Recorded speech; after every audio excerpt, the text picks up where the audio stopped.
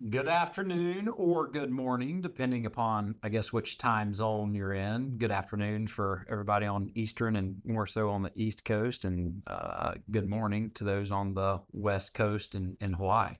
A couple of housekeeping things just to go over really quick is you guys have a Q&A button on the webinar. Should be at the top or wherever your control panel is. Feel free to use that, guys. This is a lot more interactive and a lot better content with, questions that you guys are going to bring to the table. So feel free to do questions and ask those questions, and we'll answer those in real time as we kind of go through each of the slides. So no reason to hold those questions until the last part of the presentation. Ask those as those come up, and we'll be able to answer those. This is being recorded, and we will also be sending this recording out to you guys after the webinar. That'll probably come out Friday of this week or potentially the first of next week. So that'll hit your inboxes, the recording will. And it will include a lot of the takeaways that we'll talk about today, some resources that you can implement in your operations and things of that nature. The reason we do these webinars is to be able to educate you guys and your team and really to be able to make your operations a more successful operation in 60 minutes or less. So kind of high paced and just kind of move through things very quickly. There's a number of different operations on this call. We've got anything from whitewater rafting operations to other adventure and entertainment operators to even things on the other side of that be trucking companies. Anyone that has where auto and transportation is a significant part of their operations is likely on this call. Quick question for you guys is, did you know, let's take the adventure and entertainment world, for example, that over 1/3 of the claim dollars spent out in that world is due to auto issues, transportation with a vehicle, with a UTV, with an ATV, a golf cart, things of that nature. Another fun fact, and this is not adventure and entertainment specific, this is actually trucking specific. Between the years 2006 and 2019, so that's a 13-year window, there were only 26 cases that paid out over $1 million in the trucking world. All right. The last 5 years, there have been over 300 that have paid out over $1 million in the trucking world. But that just shows you, auto insurance and injuries in that world are just becoming a bigger issue that we need to focus on, that we have to focus on. And that's the entire reason for what we're going to talk about today, is talking about those best practices and how to build an auto safety program around those best practices. Quick introduction of myself. My name is Cameron Annis. I have the fortunate pleasure to serve as the CEO of Granite Insurance, and then I also wear another hat where I'm our national practice leader for all of our adventure and entertainment divisions. And I'll let two other wonderful people introduce themselves that are joining us today. Hi, everybody. My name is Mike Curis. I'm the Director of DOT and Fleet Services with Keystone Risk Management Division. We have 60 employees that service in safety, OSHA, MSHA, Department of Transportation, and FMCSA, claims, and HR arena. Hey everyone, my name is Ruthie Rivers. I'm an adventure and entertainment risk consultant on the Granite Insurance team. That means that I just about only work with guides and outfitters nationwide with a focus especially on river outfitters. And a fun little fact, in my previous life, I managed an adventure operation and was a client of Granite Insurance Agency. So I'm just sitting on this side of the table now.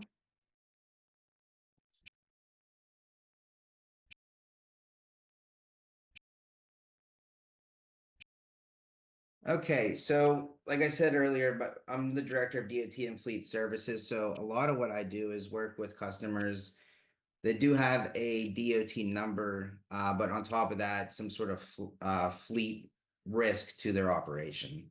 So what I try to always do is kind of put whether it's a driver or the owner in the underwriter's shoes and think about what their job is. Things such as losses on our loss runs, or some of the things we're going to talk about here that's public knowledge, such as our cab report and safer report. If we have poor remarks on there, that's going to put us on that right side. And an underwriter is trying to basically take everybody and put them in the middle of that bell curve. Things that we're going to talk about today that could really improve your business and your risk profile overall essentially making you more attractive to the marketplace, whether that's you're trying to get, a different company or you're trying to stay with who you have. The things that we're going to talk about today and hopefully that you can implement based off of our discussions, hopefully puts you on that left side and makes a difference and shows that underwriter of how you are different than that group. So I kind of like to show this image here just to give everybody that understanding of what that looks like from an underwriter's perspective. And Mike, if I can pop in there real quick, and the people that fall on the right-hand side of that bell curve, what we're seeing today is it's not really a pricing thing. It's not that they'll say, oh, well, we'll just charge 20 or 30% more from a pricing perspective. It's no, we won't offer coverage at all. So, I mean, I think those are really good things to keep in mind as we talk about that. Thanks for that, Mike. Okay, so this is one thing that maybe not many of us have seen. And I will say, apologies that this only applies to people that have a DOT number. So things that we're looking at here are, it's called the cab report. This is everything that you would see if your vehicle went through a roadside inspection. So if your vehicle has a DOT number and we go through roadside inspection, it's recorded somewhere. And this is all public knowledge. It's something that is available to underwriters. And believe me, they are pulling this information to see what type of risk you are. So what we're seeing from an auto standpoint, from the customer standpoint, typically is I've never seen this before. Remember, I said earlier, if you have a DOT number, you definitely have one of these reports. So once again, by being a customer of Granite, we are able to provide these reports to you if you ever do want to see it. We are going to show you here in a little bit a way to look this stuff up on your own. So not everything that you see is from a violation standpoint is self-reporting, but what is self-reporting are things like miles, number of vehicles, radius of operations, the type of vehicles that you're running, the commodities that you're hauling. Any of that stuff could look negatively on your company in the event that you did get looked at from a different carrier. Maybe they're not comfortable with a certain cargo that you put on there. Maybe our numbers look like what we're looking at from this standpoint, where they're through the roof and we only have, a few miles reported when in reality we have several miles that we should be reporting. Sometimes mileage is part of the algorithm that actually calculates these numbers that we see in front of us. So the underwriter is not privy to any of that information. They don't know how many miles you have and all that kind of stuff. They don't know what goes into the reporting. They just see what they see on the outside, which I've been told from underwriters that yellow and red are bad, and that's all they know. So what we try to do is look at things like the mileage and everything to try to improve your risk profile before we even get in there and really do anything with the company. The one thing I'll mention too is if you get this report and you review it and you see anything negative against your company, such as it might be like speeding, or it could be a vehicle maintenance violation, anything that would look negative, we'll probably want to put some sort of narrative together for that issue, so that when it does come across the underwriter's table, you have a narrative and a solution to the problem that they're seeing. Next slide, please. What I want to show you now, the cab reports, once again, are available to you through us. But what I want to show you is a way for you to look up this information yourself. So there's something called the Safer website. And this is just a really small snapshot there. And we're going to show you exactly how this looks. So if you go to, an easy way to do this would be go to Google and just type in Safer. If you typed in Safer, the first thing it should pop up, it's going to say company snapshot. We would click on that and it's going to bring you to this screen right here. So obviously you could punch in your DOT number or obviously put a name in, but this is all public knowledge. If somebody has a DOT number, you could access their information. So for this case, we put in the DOT number and we'll go ahead and click search. And if we go down just a little bit here on this page, what this is going to show is your company snapshot. And what a lot of people refer to this to as is called your MCS 150 or your biannual update. And that's something that needs to be done every 2 years. And it's based off the last 2 digits of your DOT number. So the second to last digit basically is the year. If it's an even or odd number, depends on the even or odd year that you're supposed to do it. And then the last number is the month. In this case, for this company, it's a 5, which means May. So if you see for theirs, they have a, where's their DOT number there? They have a 9 and a 3, so it's going to be odd years in March that they actually have to update that. So just something to keep in mind. But if we get on a little bit further, just to show the snapshot of the commodities, that's something that we really want to make sure that we have accurate. Go down where it says cargo carried there a little bit. You know, if your passenger carriers, which everybody on this call mostly would be, if that you have, if you're transporting people, we just need to make sure those things are accurate on here, because something could look negatively against you if it's not something you actually do. So just something good to keep up on. But to look at the violations, go ahead to the top right, and we're going to click on SMS results. When you click here, it takes you to basically a snapshot of all your violations. If you see up top here, it's showing us the out of service percentage versus the national average. Once again, things that underwriters look at. This company in particular is not doing too hot. They do have a 33% out of service percentage versus the national average of 23. On the left-hand side, click see your data. And then we can go down and basically see, it's going to show us a snapshot of all of our violations that we've had for the past 24 months. So we can continue to go down there a little bit. That's going to be the high level of what you had. And then if we go down even further, it's going to give you the specifics with the dates and the correlating violations that happen on those dates. And as you can see, this company had quite a few. That's why we're looking at this one. But basically, what's good for us to look at this is to see from several different aspects. Are these violations actually ours? Do we understand what the violation is and who did it, so that we could actually correct it from happening again? And that's not only just from the insurance standpoint, that's just from a safety standpoint. If we see that we have speeding violations, maybe that's something that we need to kind of focus on and check out. So the only reason we're not going to spend a ton of time on this, just wanted to do it from a high level so that you guys know how to access this. And I would say if you have a DOT number, you should try to do this. And then obviously reach out if you have any questions.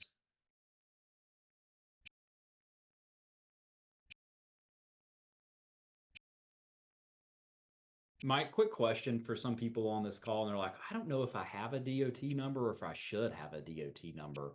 Is there any like quick guidelines around who should or who, if they may to know whether they would or would not have a DOT number?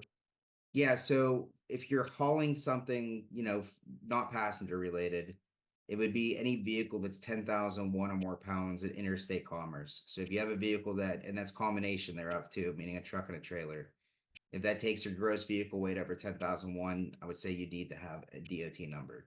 The other thing is the transportation of passengers.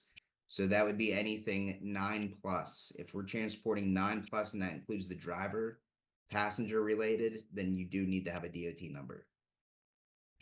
Is there and this is me just asking questions because I honestly don't know, Mike. Is there an instance where if somebody has vehicles that they're hauling 11 passengers and they can get by without having a DOT number, or do they probably have one and they just don't know about it? I would say probably the second, what you said, but they probably have one, just don't know about it. Which is a problem too if we're not updating our MCS 150s that I just talked about. If you haven't and aren't sure if you have one, I would say, once again, reach out to us. We could even research that for you. But if you have that 11 passengers, I don't know of any state exemptions that would have that, but there are sometimes if you're intrastate, meaning we're not leaving the state, some states have their own guidelines. So that is possible. And once again, we have the expertise to look into that specifically for your case. That's great. Mike, we had a question pop in here in the Q&A, and I'll just read it here. It says, does the passage of the 100-mile exemption affect any of the DOT requirements? Yeah, so it's actually 150 air miles now. So they call that the logbook exemption. What that does is it exempt you from actually having to do a record of duty status in a logbook. So, and the 150 air mile exemption basically affects you if you're, and it probably would fall into place for most everybody on this call. It covers 395, which is hours of service. So basically what that means is if you have your company right in a circle and we're going 150 air miles in every direction, which you can do very easily on Google Maps, so you could show your drivers, you're probably not going outside that radius. So we have to stay within that 150 air miles. We have to start and stop from the same work location. We have to be off the clock completely within 14 hours. We have to have 10 consecutive hours off duty between shifts, and then we physically cannot drive more than 11 hours in a day. And if we follow all 5 of those things, it exempts you from doing a logbook. So in the event you ever did get audited by the DOT or the FMCSA or your PUC, your Public Utility Commission maybe, and they would ask you about that, you could say that your people would fall under that 150 air mile exemption. They might ask you for payroll records or something like that to see if the true hours are there. But once again, that's where the exemption comes in. That's great, Mike. And just another question that came in here, and the question is, does having a DOT number cost you more in insurance premiums? And so I'll say my thoughts on this, Mike, and my thoughts on this are no, it does not. The bad thing about it is if you have a DOT number and you have these things out there that are being tracked, on the safer report, and that you're unaware that those things are on there, that's when it will cost you more in insurance premiums, because an underwriter is seeing these violations and you're not aware that you need to educate them on, hey, there's a story around these violations and this is what we've done to correct them. That's, whenever it's probably going to cost you more in insurance. Yeah, the other thing too, some people said, there's something called a filing, which is only for hire operations. So if you're doing a for hire operation, you would have to have an MC number, which then in turn would mean that you have to have a filing, which means the carrier has to file directly with the FMCSA. A lot of people think that that's some like big expense or something like that. It's really not. I mean, it just goes to whatever kind of coverage you have in place. They're just filing with the FMCSA showing that that coverage is in place. And honestly, Cameron, you probably could just, I mean, as far as I know, a filing something like that is very inexpensive. So it would not cost you very much more now.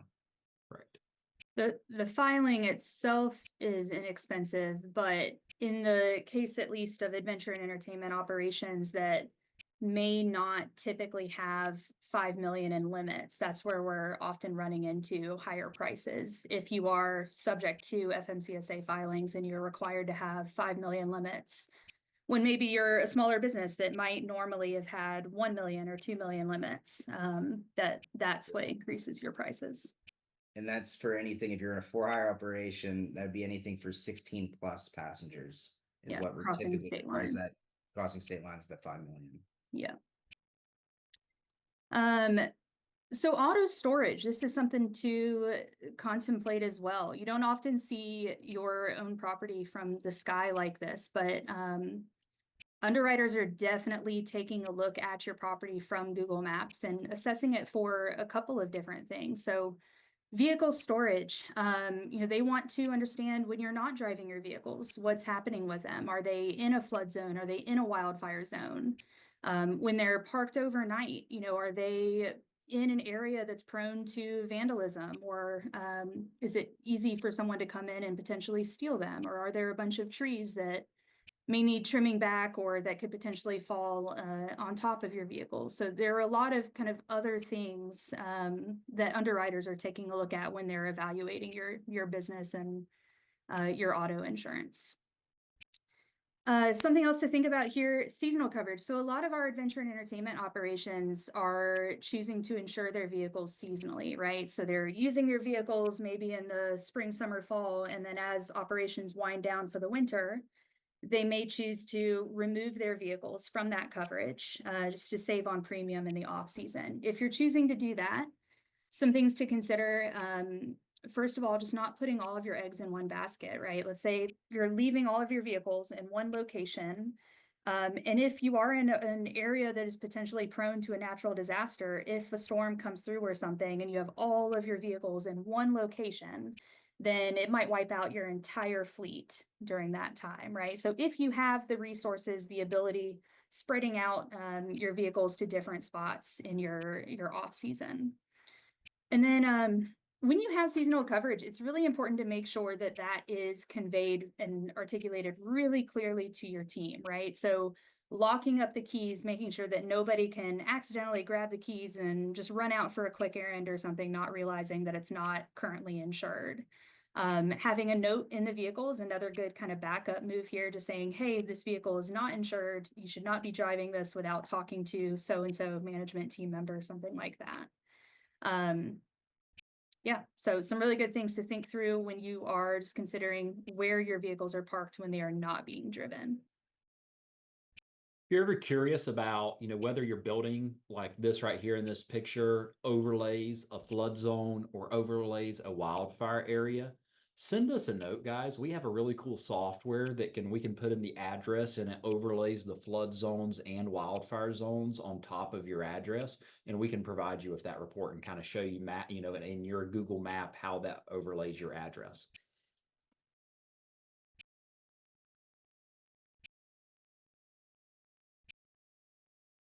Okay, technology. So, a lot of people would nowadays, if you're getting newer vehicles, most of the technology is coming equipped with it anymore. So, what we're seeing more and more is, carriers wanting to see technology. And on top of that, what are we doing with the technology? What are you doing with the information that you're actually getting from your system?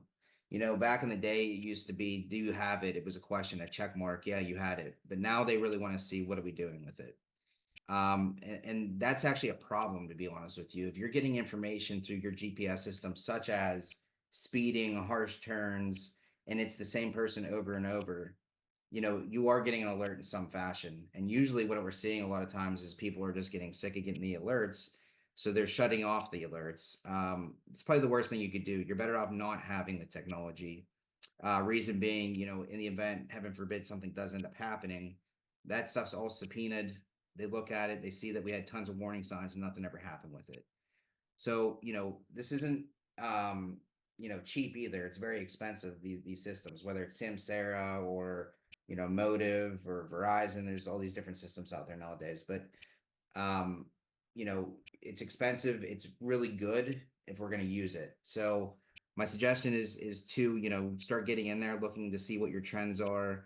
Obviously, we're here to help you guys when it comes to actually the corrective action piece. What are we doing with the drivers? Are we incentivizing the drivers? Are we disciplining the drivers for issues that they, like I said, speeding or something like that? And then, actually documenting that coaching, because the big thing is that if we don't document it, technically it never happened. So you might get something on your phone that says, Joe Smith is speeding all the time, and somebody questions you on it and say, yeah, I talk to him about it all the time.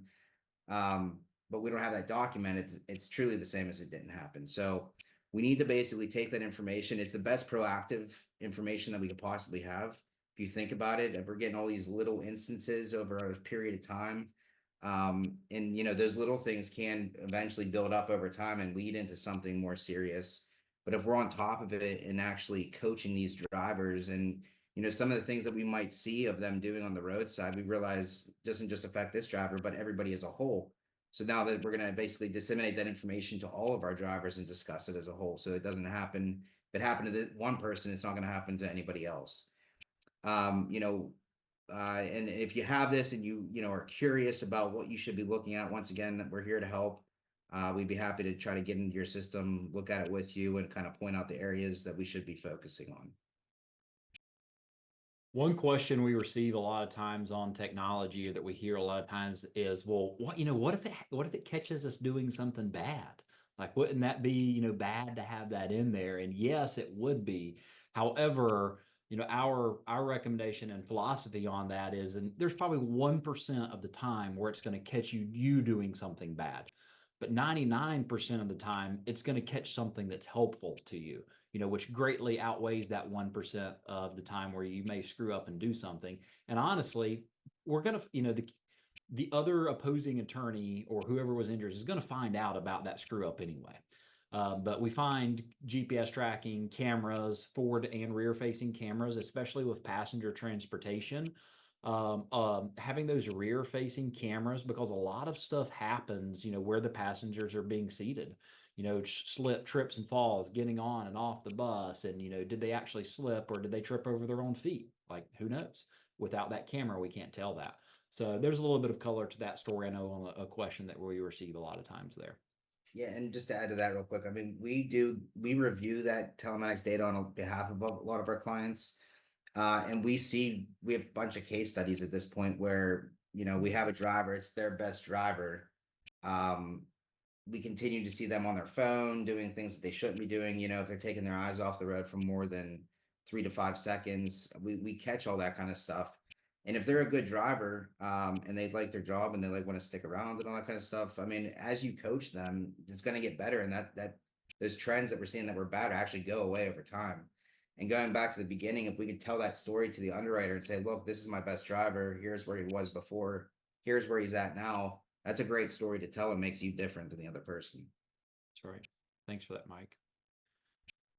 Talking about selecting drivers, and guys, kind of as I mentioned at the beginning of the webinar, this is not just true for vehicles. You know, we have a lot of adventure or entertainment operators who are listening to this or on this call or webinar that people may be driving UTVs, they may be driving ATVs, they may be driving golf carts. I can tell you that one of our largest claims that we have ever paid out was actually on a golf cart. I'll tell you the story of it is they were transporting something in the front seat of the golf cart, and that thing being transported rolled over on the gas pedal, and then it ran over 3 people and a dog, and that went for several $1 million. But just, you know, think about those things. It's not just the autos. And a lot of operators also assume that, hey, if somebody has a driver's license, like they can drive, right? You know, they've passed, they've got their driver's license, they're good to go. And we see that a lot, to be honest with you, with a lot of our adventure and entertainment clients, because, you know, there's a lot less kind of guidelines. And, you know, they think about, well, we run a whitewater rafting facility. That's where all of our safety is focused. Or we run a zip line. You know, we're focused on operating the zip line. That's very, you know, a very dangerous thing. And we kind of forget about all the ancillary things that surround that. But really, this passenger transportation and selecting your drivers is critical to maintaining the safety of the program that you're administering there. One thing to keep in mind is, you know, by tossing someone the keys, you know, you're entrusting that person with the lives of 9, 12, 15. Some of you guys operate buses. You know, what do those buses hold? 30, 40 passengers. You know, you're entrusting that driver with the 40 passengers that it is transporting. For trucking operations, you know, how many cars does that truck pass on a daily basis? You know, you're trusting them with those things. And keep in mind that there's this legal doctrine called negligent entrustment. And if you don't know what that is, feel free to take time when you don't have anything else to do and Google negligent entrustment. But really what it says is you can be negligent in falsely entrusting your driver with the lives of all of these other people that they're transporting. And if you do not do your due diligence on checking out, do they meet the qualifications to be able to transport these people and have clean MVRs? Like, you will be held negligent for not selecting those drivers correctly. And so check out that as you guys, you know, have some free time. Talking about state requirements and carrier guidelines, a lot of times states or your insurance carrier may say, hey, this person must be 21 years old to drive, or they must be 25 years old to drive. Different carriers in different states say different things around their guidelines. But I'll tell you, that should be the bare minimum. Like, that should not be, oh, well, they can drive according to the state or according to our insurance company, they're good to go. A lot of people also think that our insurance company is running their MVR to tell us whether, or their motor vehicle record, that's what MVR stands for, to tell us whether they can drive or not. Here's the truth. The insurance company may not be running that motor vehicle record. They may only run that motor vehicle record every 3 years. And some of them may only run it every 3 years just for a select random number of drivers. So you should never rely on your insurance company to adequately vet your drivers. The insurance company vets their drivers for their purposes. You should vet your drivers, all of them internally, for your purposes.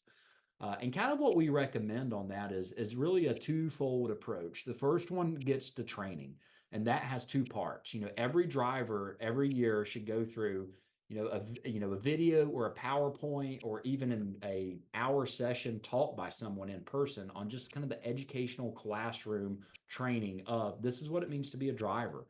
You can even, if you're an adventure and entertainment operator where you have a set route, you know, you could have pictures of this is a dangerous point in the route. This is a blind turn. These are common things where we see people crossing the road all the time at this crosswalk here. Point out those things, educate those things to those people. And then the second aspect of that training should be hands-on practical training. Do a ride along, you know, hop in the car, and we'll go over kind of a template that you guys can use later on about how you can grade those people on those things. So that's the first thing from a training perspective. All right. The second thing is a clean or acceptable MVR. And again, that means your motor vehicle report that lists off essentially the record of violations that that individual has had whenever they've been operating any vehicle. A lot of times we get, pushback on that. It's like, okay, well, what is acceptable versus what is not acceptable? We're actually going to provide you with a cool little template on that. That's going to flop up on the screen here in a minute. And this will also be included in the post-webinar materials. But Ruthie, go ahead and flip over to that slide. So this is what selecting a driver's and kind of MVR criteria should look like. Things are, and this is exactly what the template will look like as it comes to you, guide. And these are just suggestions or a template. Your insurance company may have a different template than this. So just to note that they may have, but most of them are going to be pretty similar to this. But this can be used internally for evaluating drivers, whether they're good to go or not. And it looks at things from a major and a minor violation perspective. And those are categorized, as you'll see on the right-hand side of the screen here. You've got major violations, which are driving under the influence, leaving the scene of an accident, speeding over 20 miles an hour. You can read the list there. And then we also have minor violations and or non-moving violations. And so you can categorize those, and then you cross-reference that with the scale to your left, and you'll see that anytime there's a major violation, that should automatically deem someone unacceptable. But from a minor violation, and we're looking at major violations is looking at the last 5 years, minor violations is looking at the last 3 years. And you can see whether they have 0, 1, 2, 3, or 4. And then also preventable accidents, what that's looking like, how you cross-reference that and gauge whether that driver is acceptable or not. Mike or Ruthie, anything that you guys would like to add on selecting drivers or using this MVR criteria?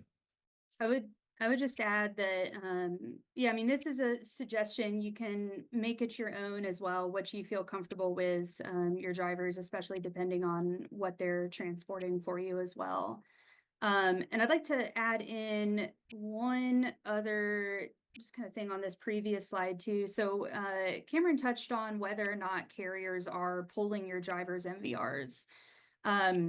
Another really good reason for you to be pulling your own driver's MVRs and evaluating them, besides all of the reasons we've already given, is that the carriers are probably using that for your rating as well, right? So like Progressive especially is a carrier that very, very heavily rates your premium based on your driver MVRs. So if you send them a driver on your driver's list that has a bunch of different violations, maybe not enough for the Progressive to say, all right, we can't have them driving for you at all, but they might have enough violations where they're coming back with quite a bit of additional premium to add them to your program. And they might not ever have that communication with you. That's something that we typically do. If we're adding a driver for you and it comes back with a lot of additional premium, we can say, hey, Progressive's coming back with a lot of additional premium here. There's probably something going on with the MVR report. You may want to pull this if you haven't recently. But it's better to be proactive with that and just be aware of what's happening with your drivers. And that's a good way to be proactive with just the auto premiums that you're going to pay as well.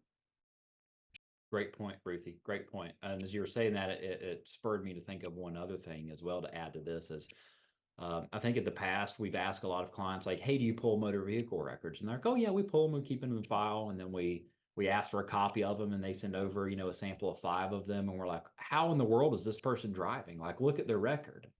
And their comment is, well, we just pull them and put them in their file.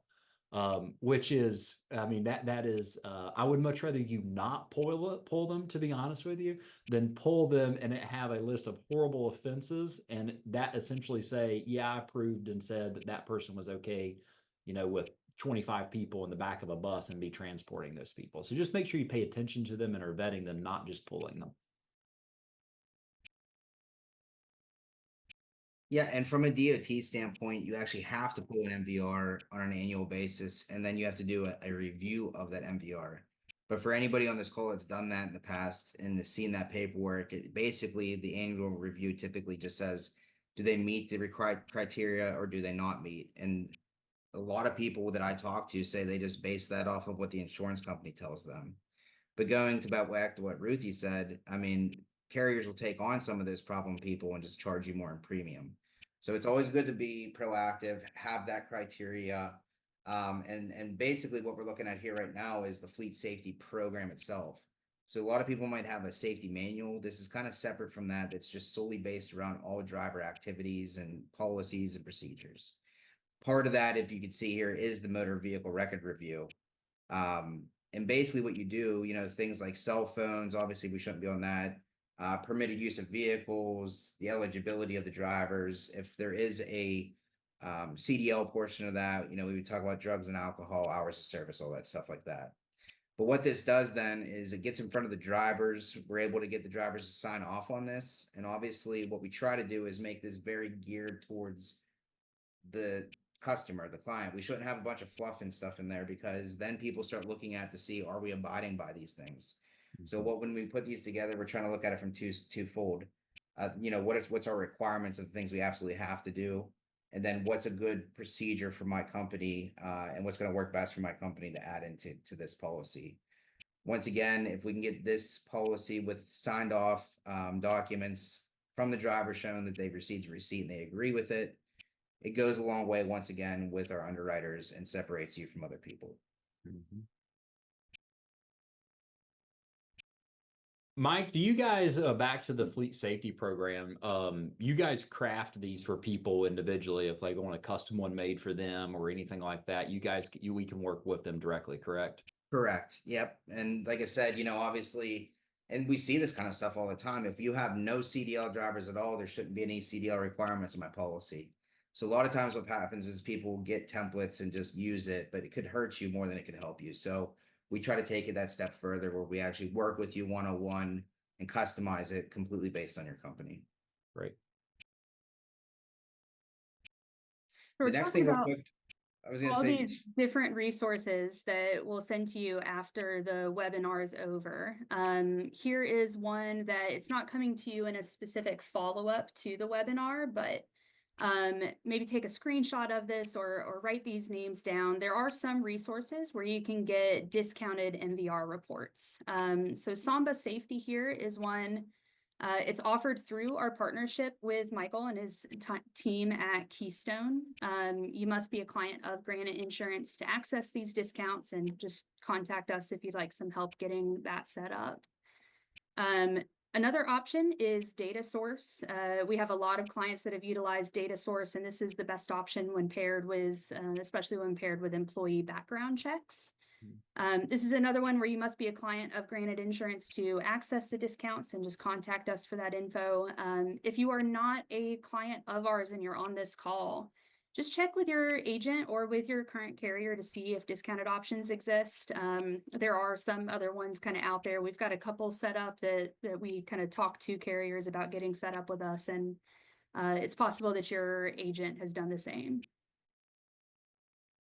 One thing I just wanted to mention real quick with the Samba safety piece that she just mentioned is constant MVR monitoring.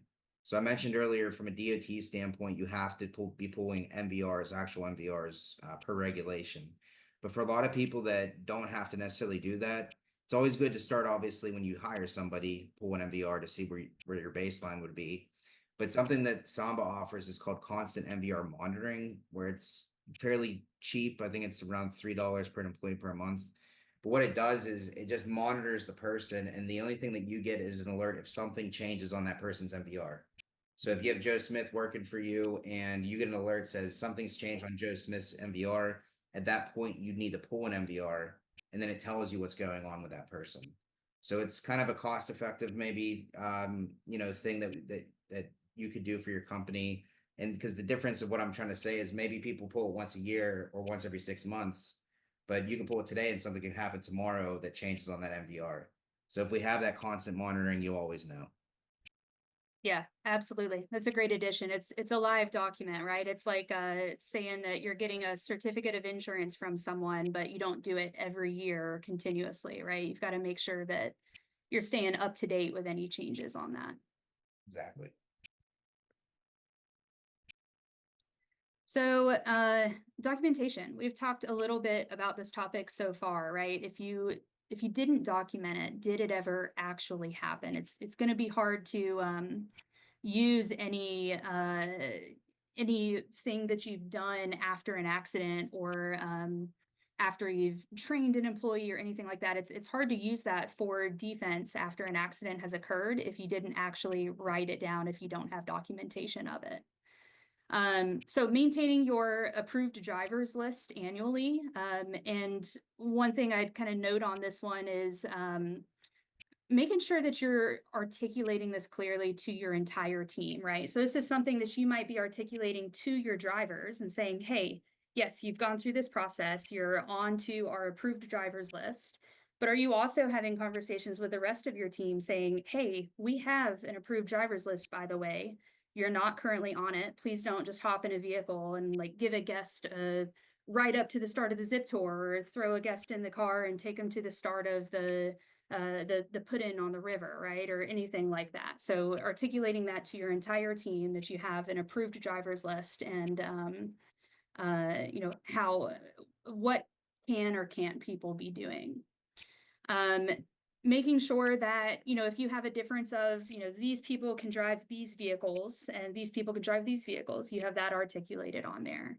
Making sure that you have people's current driver's license on hand. And this point we've already talked through, right? But the MVR, it's a live document. So making sure that you're not just pulling it once when you hire them and then calling it done, but it's continuously pulled as needed, or you have that continuous reporting happening. This one that we've got a screenshot of right now is a record of a road test. So did they do a road test with you before they were added to your approved driver's list? When did it happen? Who did it happen with? All of that kind of stuff. How did it go? What were the parameters that you took a look at? And then also think about, this isn't just a template that you should just immediately implement and not really take a look at your own operations and how it might need to change for your own operation. So some things to think about, are they going off-road at all? Are there big kind of drop-offs on the side? Are they kind of going on the side of a hill or a mountain? Are they going to be driving with a trailer? Do you need to implement some trailer driving specifications to this road test as well? Another thing to potentially document is a driver contract. You can kind of have some expectations of them specifically outlined. So what are those expectations? No distracted driving, no having your phone out texting while you're driving, especially when you have participants in the vehicle with you. Is it a vehicle where seatbelts are a thing or necessitated, right? Making sure that every participant, every guide, everyone in the vehicle has their seatbelts on before that vehicle is put in drive. Is there a max speed that needs to be paid attention to? Are you on kind of a back gravel road or something where you need to clarify a specific max speed? And then something I mentioned a minute ago is no personal vehicles for passenger transport, making sure that you're only utilizing company-owned vehicles that have kind of gone through these processes.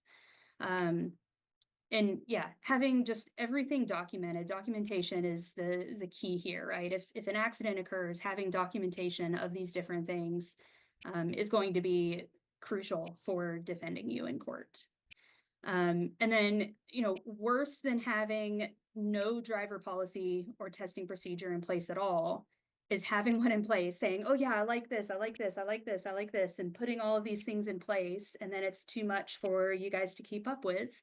And you don't follow them. And then an accident happens and the opposing attorney or in court, they're asking you for all of your driver procedures and you provide all of these things saying, yeah, this is all, we've put a lot of thought into this. We've got this really great system. But then they're able to say, okay, but you didn't do this or this or this. I mean, it makes you look really bad in that kind of scenario. So this quote is from a wise man named Cameron Annis, who happens to be on this call. I learned this from him a couple of years ago and have stuck with it.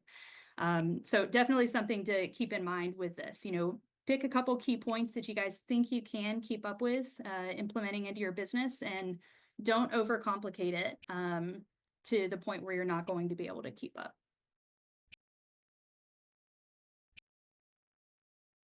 Great info there, Ruthie. Again, documentation, even more documentation, is the pre and post trip inspections. And a lot of you are probably thinking, yeah, it seems like a little bit of overkill. But I'll tell you what most people don't know is that if you have a DOT number, you are required to do these things. A lot of people think just it's for, CDL drivers, but no, if you have a DOT number, you're required to do these inspections. So making sure that you're doing these things. These are great on paper. I honestly love them electronically even more. If you've got Jolt or some type of inspection platform or something of that nature, a lot of companies do these days for even their incident reports and things of that nature. Build this into there and just do that on, a tablet or your iPhone or something of that nature and log it. And that way, it just can't be skipped, and it's even an electronic version. This will also send a kind of a sample copy of this around afterwards, guys, to everybody. But anything that anyone, I would say, not just vehicles, guys. If you're doing passenger transportation for some of our outfitters on UTVs, ATVs, or golf carts, this is a great thing to do at the start of every day for those vehicles as well. Because I guarantee you, if something significant happens, this is going to be one of the first things requested by the opposing attorney. It's okay, you say this vehicle is in great operating condition, or for example, let's say that a tire failed or the brakes failed or something of that nature. They're going to say, well, can I see your vehicle inspection report for that morning?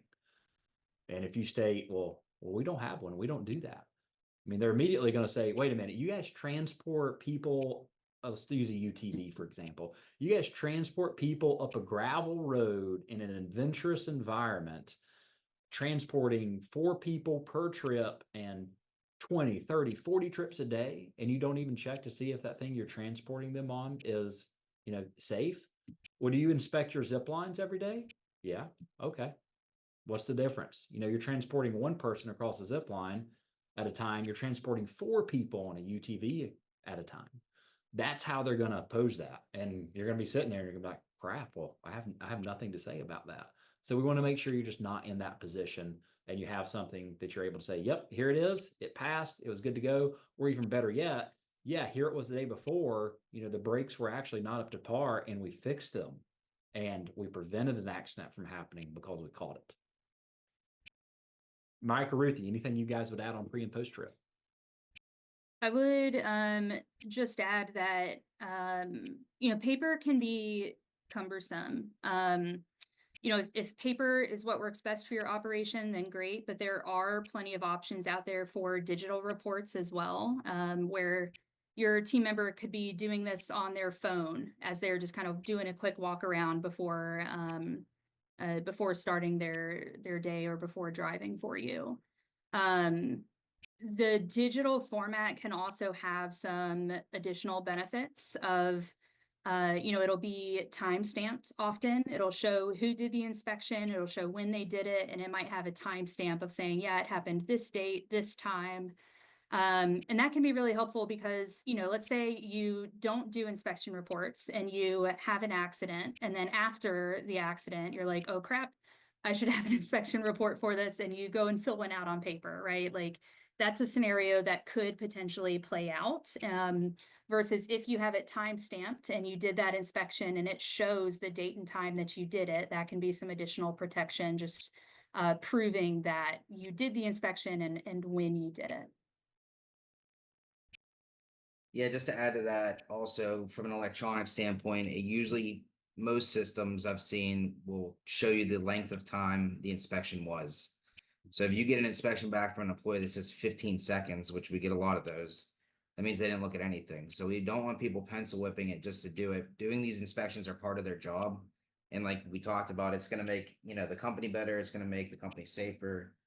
So it's just good all around. So if we see that kind of stuff, that's a great coaching moment. Mm-hmm. And of course, a digital format will protect the inspection documents for if you do have a fire or a flood scenario or something like that, where the paper documents might get damaged.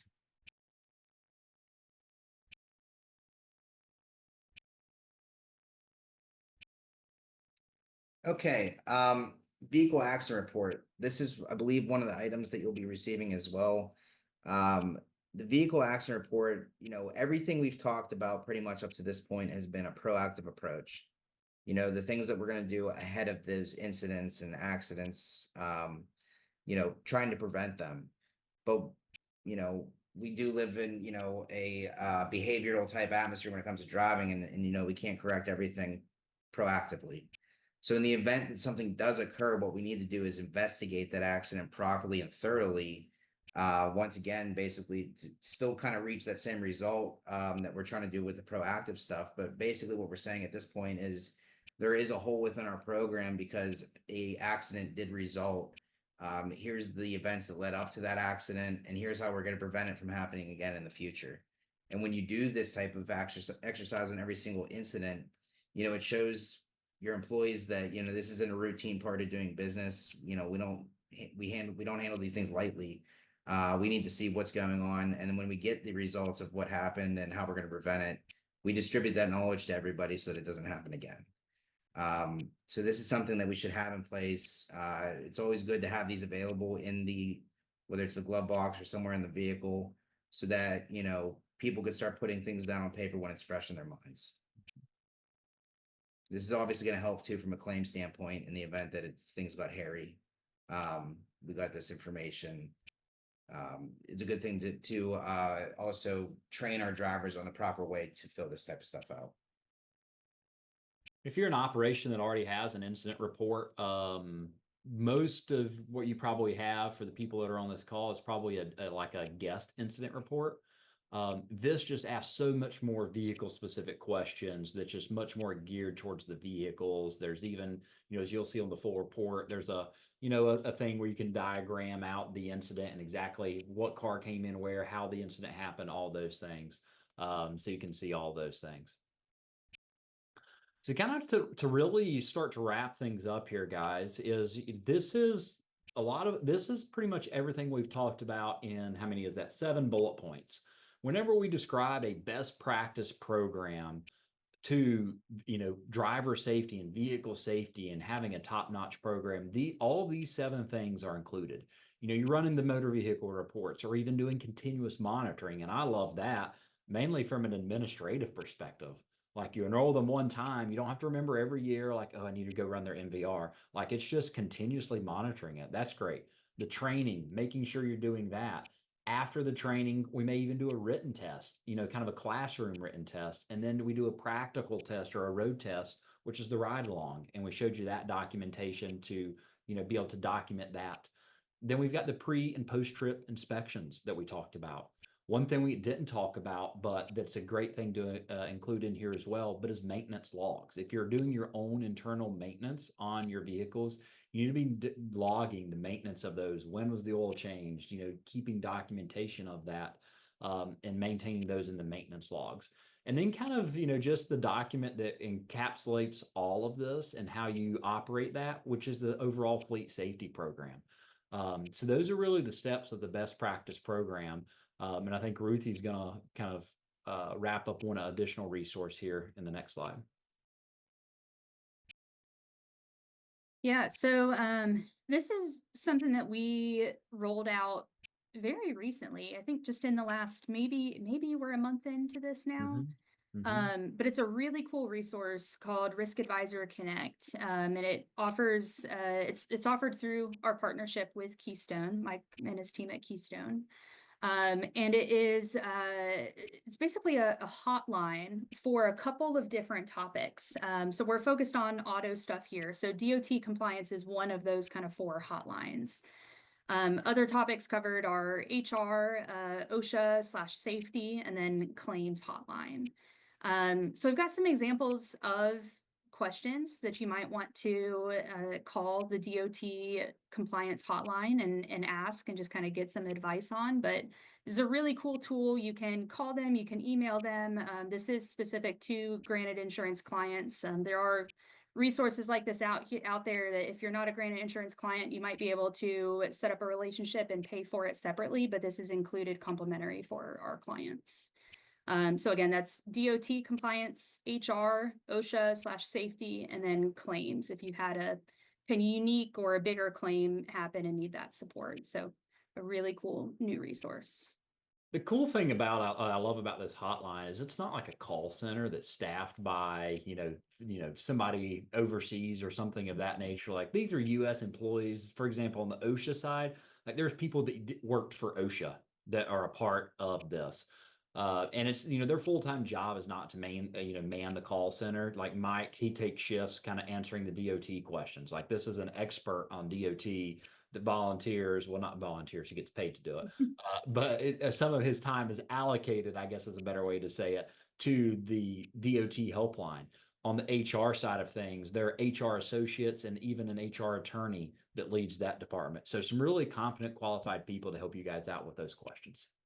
And the claims person is, she's a rock star too. She's commented in, she's done a presentation at our agency, just kind of giving us some guidance and helping inform us a little bit on things. But she's someone that even if you don't call the hotline and involve her on a larger claim, whether it's auto or something else, we'd be bringing her in to help with it anyways. She'd be a part of it. So just some really great resources here.